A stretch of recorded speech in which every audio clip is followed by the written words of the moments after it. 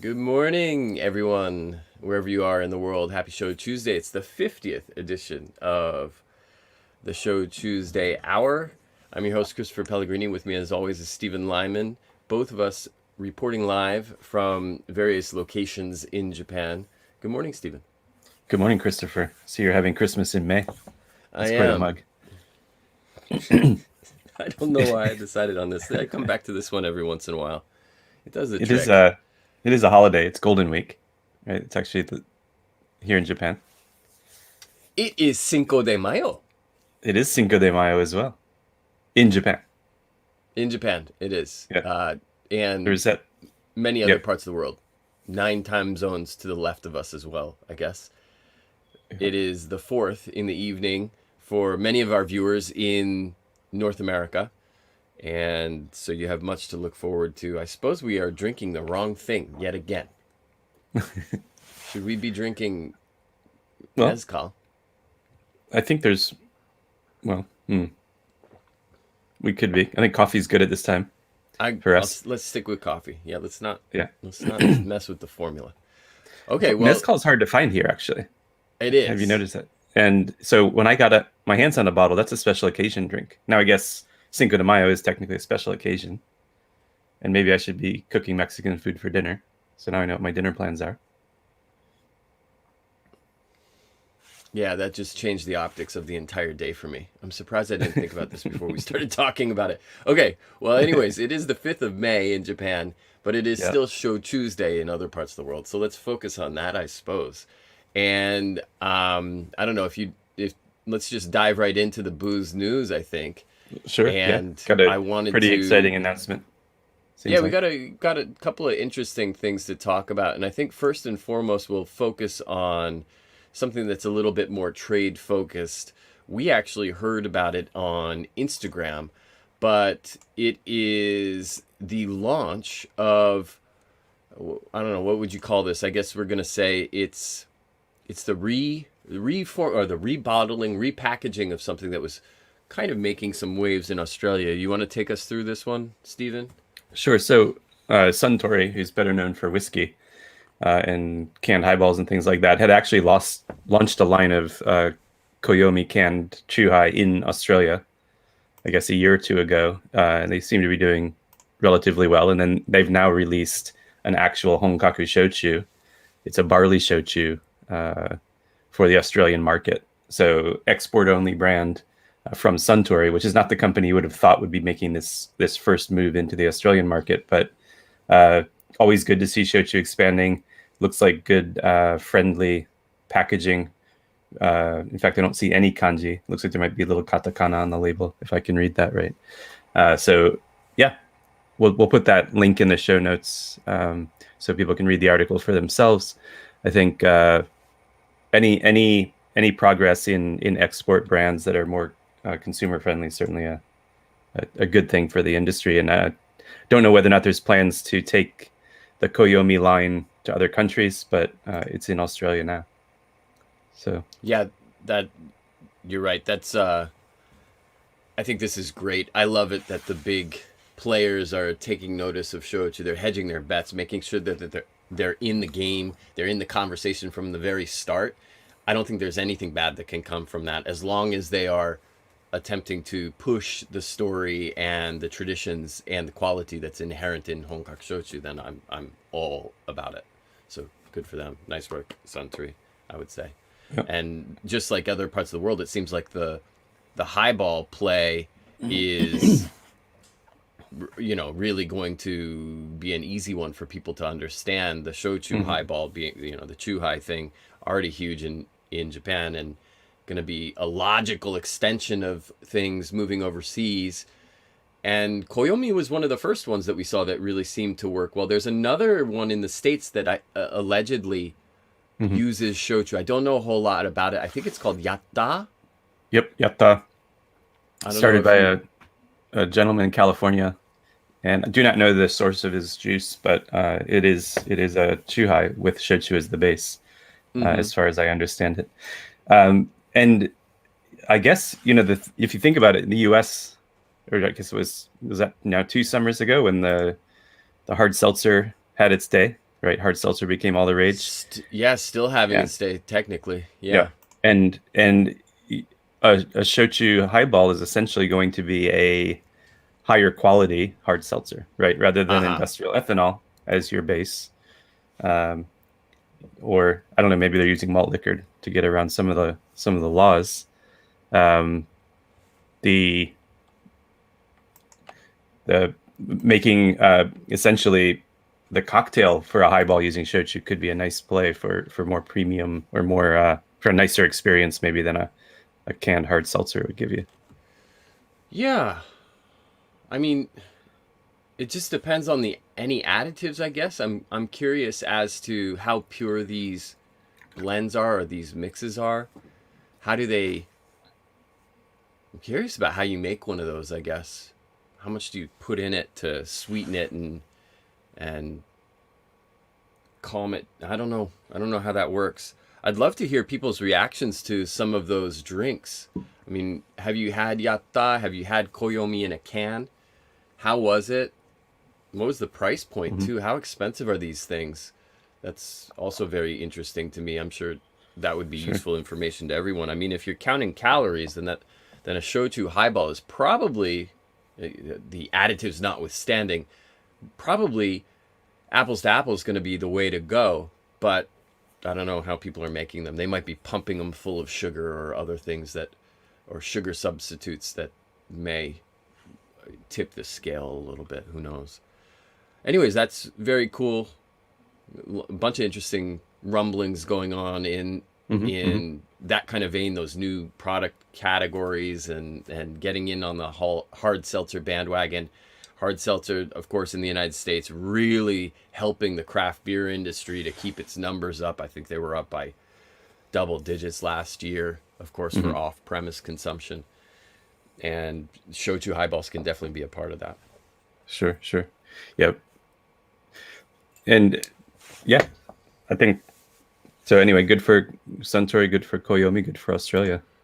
Definitely. Yeah. Next announcement, Mother's Day is coming up. We have an idea for you. This is for people in the United States and also people that are in a state that can have alcohol shipped to it. There's a list of NG states on this page, but this is our good friends at Umami Mart Sorry, who, if I yeah, if I go can ahead. remember, NG is stands for no good in Japan. That's Japanese. No good. NG is no good. That was very Japanese colloquial speech for me. Yeah. So that's the street language. So yeah, NG. There are Good. states in America. I'm sure you know who you are, or if you don't, you will find out very soon. Where it's basically impossible to legally have hooch shipped in to your state because there's no good reason for that. It's stupid. You should lobby your representatives to get that taken off the books. But anyway, for most states in the union, you are able to join what is called the Shochu Gumi. Umami Mart is a really cool kitchenware, Japanese cooking and drinking lifestyle shop, which is now open for in-store shopping in Oakland, California, and they do ship shochu nationally.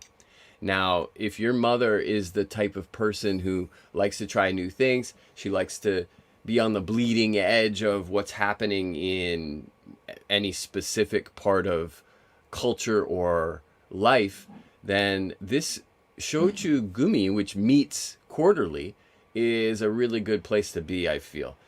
And it's an educational group drinking online thing, of course, where you get to learn about Japan's indigenous spirits, the traditions, and how that is starting to appear in the collective conscious in America. So I recommend that you sign your mom up for the Shochu Gumi. And you can sign her up quarterly or you can sign her up for the whole year. And we've got that on the screen with us right now. Steven, you got any Yep. reaction to this, the Shochu Gumi? Well, I would think, don't just sign up your mother, sign up yourself, Sure. right? Yeah. I mean, sure, good for Do it mom together. if she drinks. Yeah, you could share them together if you're living remotely. You could Zoom each other whenever you're trying the new product that they send you. And yeah, I think it's a fun idea. I like the fact that there's now a shochu club that people can join.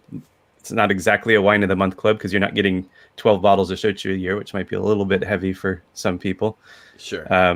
But yeah, it's a nice way to learn about these drinks. And as you mentioned, the folks at Amami Mart know their stuff, and they carry a very extensive shochu selection, really nice products, and always getting more. They're just scrounging the importers for things that they can carry. So yeah, it's maybe a good way to try things that are not available in your state, because not all shochu is distributed nationally. A lot of things stay on the West Coast or stay on the East Coast. Exactly. So at least for those East Coast folks, the shochu gumi may be a good way to try some of those West Coast shochu. And it's a good group of people too. I've participated in one of their Zoom tastings. They do a full presentation. They talk about the history. They talk about the culture. They talk about the food that is consumed with these drinks. And everybody gets together. You're able to ask questions and talk to other people, meet new people, and enjoy these spirits in company, in good company. And Kayoko and Yoko, who are the two people behind Umami Mart, are very knowledgeable and they're very passionate. And this is a great way to kind of dip your toes into the category and stay abreast of the brands that are available in the States. Like Steven said, Umami Mart really does go out there and try to find all the best of the best that's available. So they're very reliable in that sense. And if you happen to live anywhere near Oakland or will be traveling there, then we can't recommend them enough, honestly. You really should stop by, see what they're all about. They are a very interesting retail joint that also has in-store tasting. They have a full bar license, and I believe that went through. The last time we spoke with them, which was in April, they were saying that it was imminent. It was incoming. They were getting approved. I believe they have that now, and that means that they can do educational things in shop. They have a bar set up, a tasting space set up where they can pour Japanese whiskey, they can pour Japanese shochu and awamori, and basically operate like a full-fledged bar, which is pretty rare for a retail outlet. Very nice, very interesting, lovely, discreet, and well-appointed space that they thought very hard about. And I think you will find it the type of place that you'll want to be going back to anytime you're in the area. So definitely check that out. Sure. And you should probably put up the disclaimer that this was not a paid advertisement. We just love the folks at Amami Mart. I do have that here. I'm going to throw that on there too. This is absolutely in no way a paid promotion. We have not yet done a paid promotion. I'm not sure we would. I'm not going to say we wouldn't, but we could take some beer money. I got no problem with that. People could definitely pay us in beer. Yeah. I'm happy to be paid in beer and pizza. That has happened many times in my life. I can't tell you how many friends I moved into new apartments just on beer and pizza. How many houses I painted on beer and pizza. So, hey, bribe us. I'm cool with that. Where are we next? Okay, so that was the booze news. I think that was a very informative booze news. The best one we've done so far, potentially. Yeah, and we're learning. We're learning how to do this slowly. So thank you for sticking with us. I'm just going to put the ticker up there for the moment, and let's move into it's episode number 50. This is something of a milestone. I'm not sure which one is bigger, the 50 or the 52nd, the full year, making it a full year, no pauses. Yeah. Sure. We have done this every damn week since sometimes early pandemic, and we're still at it. I'm not sure we're any better at it, but the streams have gotten shorter, which I suppose is merciful. So we deserve some. Well, they got longer for a hot minute after we switched over to StreamYard, and now they're starting to get shorter. Yeah. Yep. Yeah. But we have tickers. We've got interactive sorts of things. So I think all in all, it's getting better. And now, and the one thing with StreamYard is it kind of locks us into our homes. It's a little hard for us to use this remote. I guess we did it. We went down to the Shindo distillery, but we were just sharing your laptop to do the show. I'm a little hesitant because if you go back and watch the early Instagram, I would be out somewhere on location in Fukuoka and tell a little bit of history, and people could see the sites a little bit. I'm a little hesitant to try to do that on StreamYard, but maybe we'll give it a go sometime. Maybe in an episode that's not so historically important as episode number 50. Episode number 50. And last week I was sitting out on my back patio, which was a little bit of a change of scenery, but not much. But today it's raining. Nice thing about rain during Golden Week is it probably keeps people away from congregating, and hopefully will help end this current wave of corona infections sooner. Also makes everything clean. So it does wash things. That's fair. Wash it all off. So why don't we maybe jump to what have you opened recently? Yeah, and what was the last thing you opened? This ties in with the 50, right? We tasted through this the other night. Yeah, if that's what you opened recently, because I opened something even more recently that I was going to share. Okay, well, why don't you share that first? Okay. So I had a hankering for awamori. Oh, jeez, nice. And harusame, I don't know if you can see it, 11 year, 43% alcohol. Now, these guys are fun. A tiny, tiny little place, low ceilinged, cracked cement floor, still jammed up under the rafters, and they don't do ceramic aging. Everything that they age is in tanks, and that's a little unusual. But it still comes out lovely. So it seems I'm now wondering what the tanks versus the ceramics. Maybe the awamori itself, just the oxidization, however it gets it, is helpful, because this was really, really lovely, delicious drink. 11-year harusame. You can sometimes here in Japan, you can sometimes find 8-year, if you can find it. I mean, this stuff it's a small distillery, right? What other? I think they do 3-year, 5-year, 8-year, 11. Have you seen older than that? I think I have actually, but I don't know that I have. I want to say 18, but that could be crazy. And this is their standard. Extremely limited. Yeah, that's their Right. I'm still getting used to this. It's backwards. This mirrored situation, but the standard one, kari, and then the 11-year. So really delicious drink. Sorry, I had to get my aged awamori plug in there. Never far away from that, are we? For me, in terms, not the main focus of the tie-in with the 50th episode, something that I've opened recently would be, there's so many things to choose from. This is not the first time, but I got an awamori as well, my Niko Niko Taro, which we both enjoy. This is my most recent bottle of it, and I'll probably plow through it relatively quickly, so I'll have to go hunting for it again. It's not easy to find, as you know. It is not. That's another tiny distillery down in Miyakojima with the one-armed toji. That's right. That pretty wild. Taro-san. Yeah, and Niko Niko is smiling. So Niko Niko Taro is smiling Taro, which is a little bit of a pun, or not pun, I guess it's an inside joke, because the guy doesn't smile. Not really.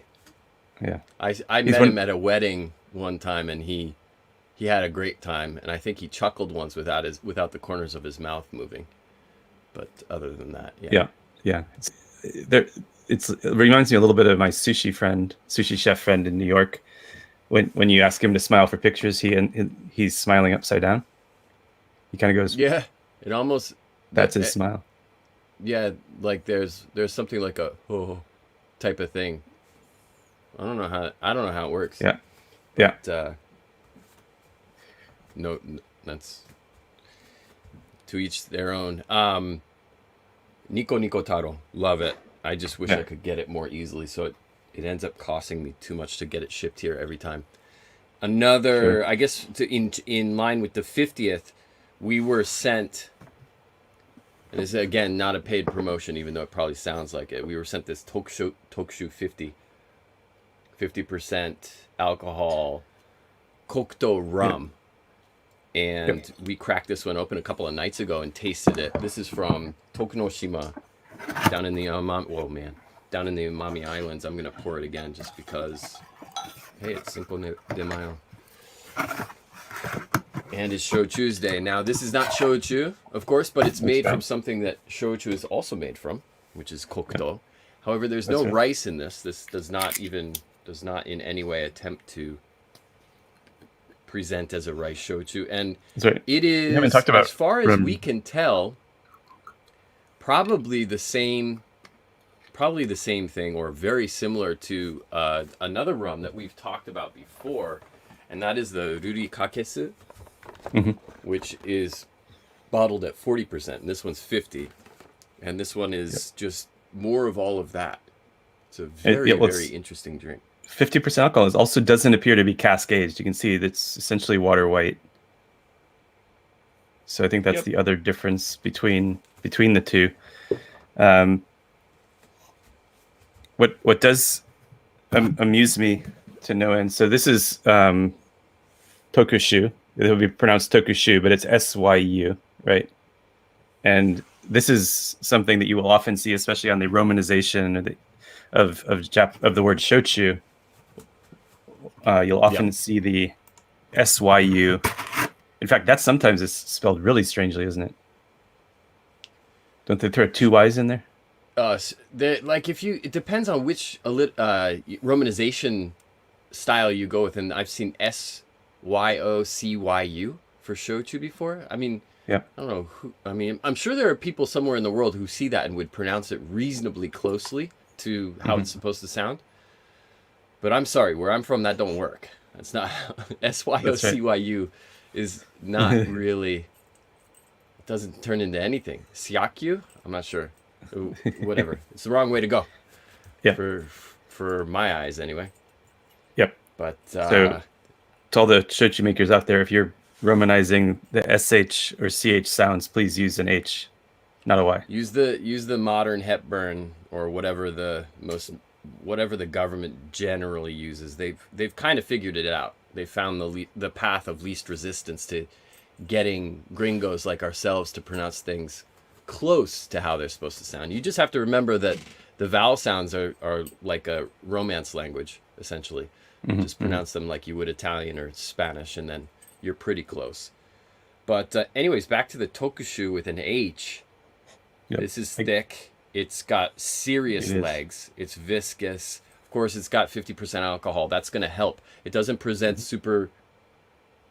The alcohol vapors are not so strong on the nose, but there is a lot of tar, and there's a lot of... It's like fresh blacktop almost. It is. It's fresh blacktop if you are far enough away from the construction site where they're building the road to not be overpowered by the fumes. Yeah, I don't mean it I don't mean it in a bad way. I mean it in a... Right, it's not really a negative aroma. Yeah. Yeah. And that happens in rum sometimes. Sure. That's definitely an aroma you'll get sometimes. Little smoky, some berries. I notice that when I leave this out for a while, and the legs and the oils start to oxidize even more, you get some strawberry, and then I notice also a little bit of a minty edge to it, which I think is interesting. Yeah. This is a great way to ring in the 50th. I think 50% for 50 episodes. That's right. That doesn't mean we're drinking straight ethanol for the 100th episode, does it?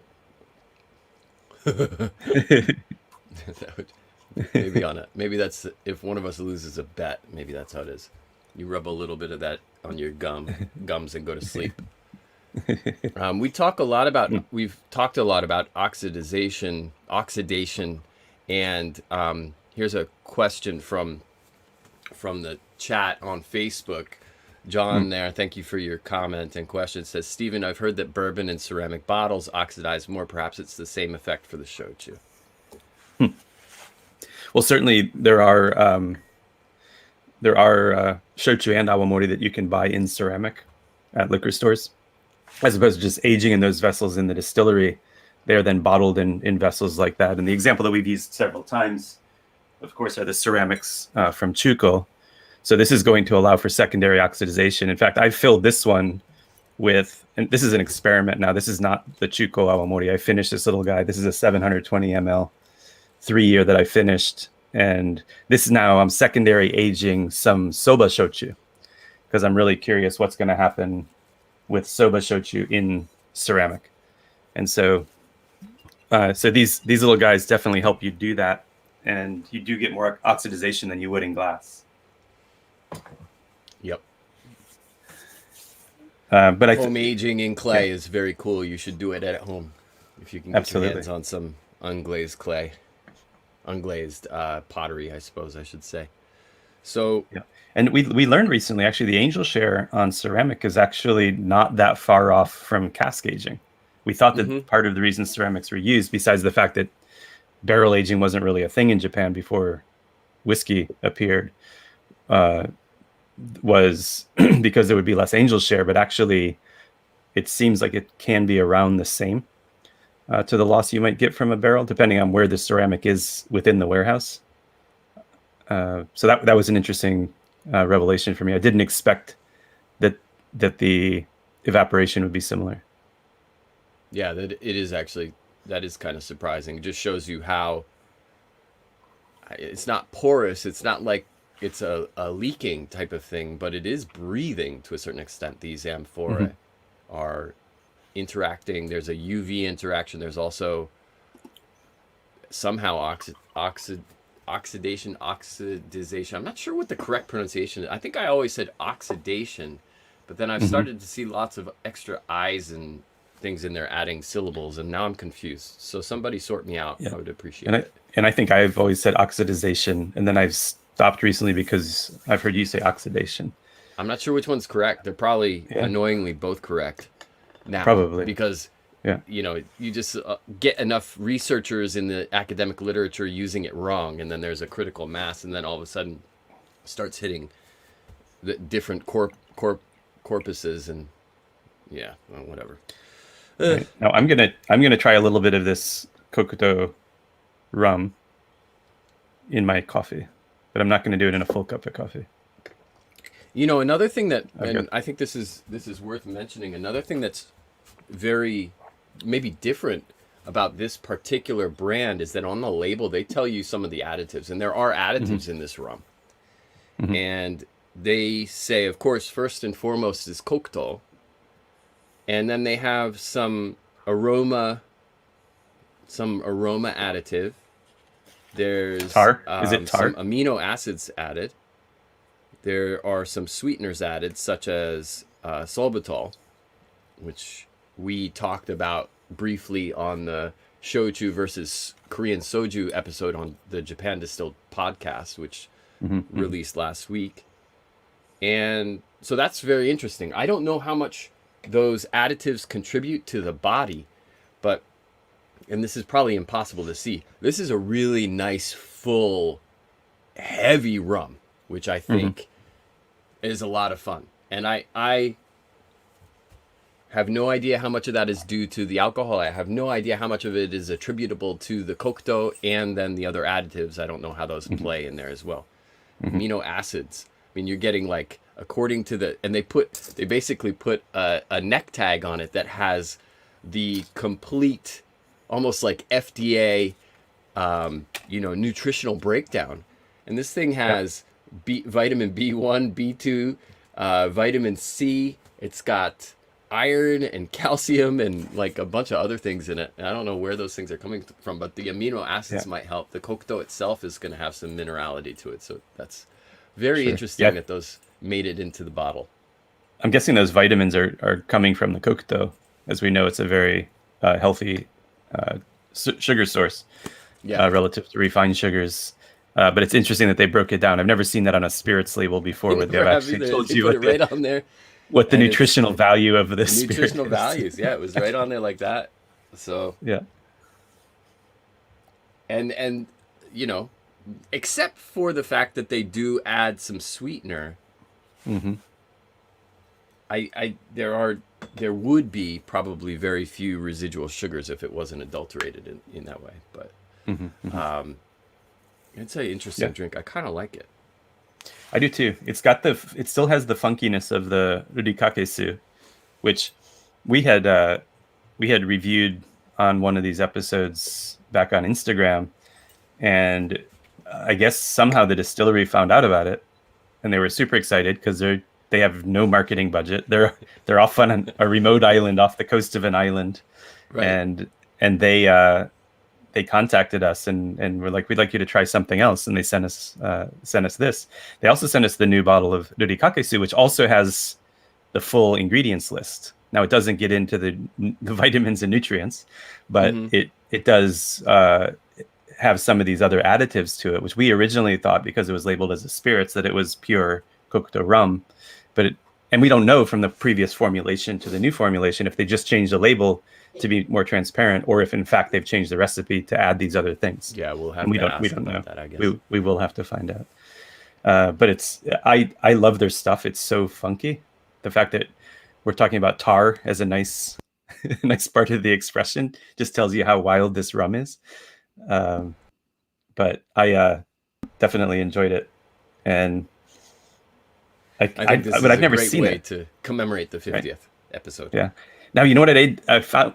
They didn't give this to me, but I found it the last time I was in Kagoshima. Is one of their aged products. Oh, okay. And unfortunately, I haven't taken it out of the box. This is going to take me a second. Like, it's just still in the bag from when I came back. Let me see. Oh, is that the one they only had one of? Yeah, this is this is called Tornado and Serenade. Okay. What is it? Tornado and Serenade. I don't know what that means. From the Fine Quality Spirits Club of Amami. And this one is same distillery. The distillery is Takaoka, by the way, for everybody who's keeping track. I love that their little foil on the top, it actually says rum. Just big, bold letters. It just says rum. It said it on all of them. They use the same one for... They use the same caps, too, it seems. That's right. And so this is actually long aged. It almost looks like a liqueur in color. It's in a frosted bottle. It does. This one just says spirits on the label. There's no information about what's in it. So and then, I believe... Yeah, this one, I think, if I remember right, Maya had told me that this was aged for a long time. This might be like a 15 or 20-year-old, something in that range. But unfortunately, it does not say anywhere on the packaging what's actually in here, but apparently a very long-aged from the same distillery, which I have not yet cracked. But it also may have been in this bottle for a while. I mean, that seems like a lot of loss. It does seem like a lot of neck space. Yeah, please send you. Maya is in the chat saying it's 20 years old, so there you go. Yeah. And this awesome. It was, and actually it looks like this was Heisei 29 is when this was bottled. Heisei 29, so that's like 4 or 5 years ago. Yeah, so that's probably why there's a little bit of loss in the neck there. So please, that'll be fun to try. Will do. We need to get back. I think that's gonna have to be something. I have fresh, unfilled bottles incoming, so I'll be able to do samples again soon. I used all of these guys. I got rid of these. I still have. This is a rum that Steven gave to me. I have no idea what's in here, and I had a bunch of these, but I used them all up. So I'm getting new empties sent that are smaller because that's huge. That's like. I don't know how many mils that is, but it's over 100. Maybe that's a 180, I think. Is it 180? Okay, I think it's an Ichigo. Yep. Yeah, sure. I'm getting 2 ounces, 60 mil sample bottle sent, which I think is. I'd prefer 100 ml if you can spare it. What's that? I said I'd prefer 100 ml if you can spare it. That's not. Those aren't the bottles I bought. I bought the 2 ounces. Which I have it on good word are very effective, and the seal is tight on those caps, and that's really what I care about most.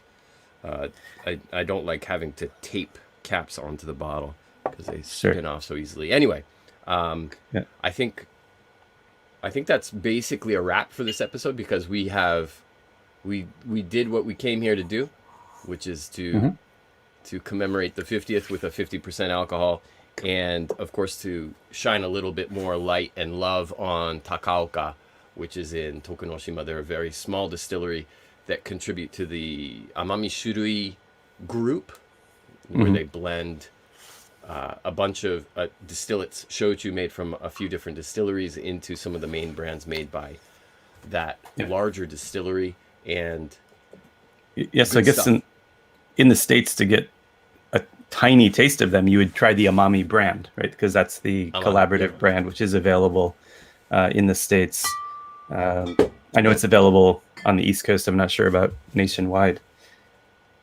But Where is it? that's where the I have the 900. This is actually very similar to the label that they use in the that's right. States, so. It's in a Boston bottle in the States. It's a 750.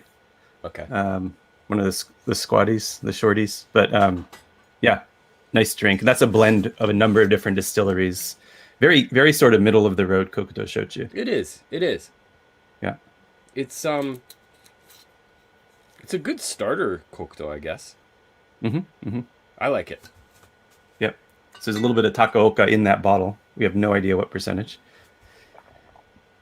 But I think in the meantime, if you ever make it to Japan, if Japan ever allows people from outside in, then I think you would want to try and get your hands on a bottle of Ruri Kakesu, which we talked about at length in a previous episode, and just so you can see what we're referring to these.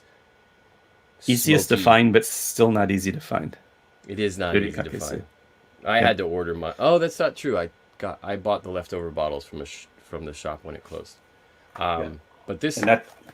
Do you still have a bottle? This opens up really nicely after 20 or 30 minutes, just oxidizing, and then it does get into much fruitier, a lot more strawberry. And it's amazing how so many of these spirits from Japan just need to decant, which I love. I love that. Yeah. I love that. I mean, it's annoying because you have to wait, but then at the same time, it's an evolution. It's a really high speed evolution. It takes 20, 30 minutes and you get a totally different product. Yeah. Yeah. We were telling a friend of ours about this, and we were saying, this is a spirit that needs to decant. And she said, the whole bottle? We're like, no, you can do it a little bit at a time. Yeah. So I think, but yeah, I agree. This one was soda. Like on the rocks, it becomes very sort of red berry. It's strawberry. It's a little bit of cherry.